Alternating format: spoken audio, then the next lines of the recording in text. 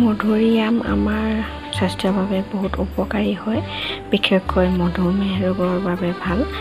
আৰু আমি কিনা মধুৰি জুচবোৰ খোৱাতকৈও ঘৰতে পোৱা যদি মধুৰিআমৰ পৰা আমি জুচ বনাই খাব পাৰোঁ তেতিয়া বহুত উপকাৰ হয়। আৰু বয়সীয়াল মানুহবোৰে যেতিয়া মধুৰিটো চোবাই খাব নোৱাৰে তেওঁলোকক আমি জুচ বনাই দিব পাৰোঁ।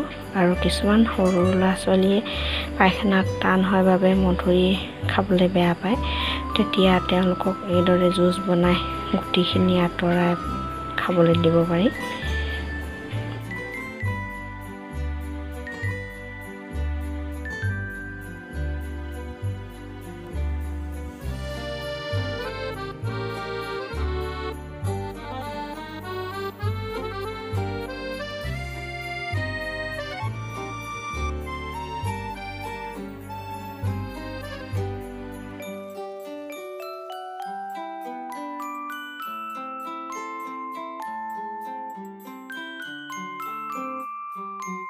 ৰসখিনি চেকি লৈ মিঠা জুচ হিচাপে খাবলৈ হ'লে আমি তাত অলপ চেনি মিলাই ল'ব লাগে, নতুবা চৰ্বত হিচাপে খাবলৈ হ'লে তাত আমি অলপ চেনি আৰু ক'লা নিমখ বা চাট মছলা দিব পাৰোঁ।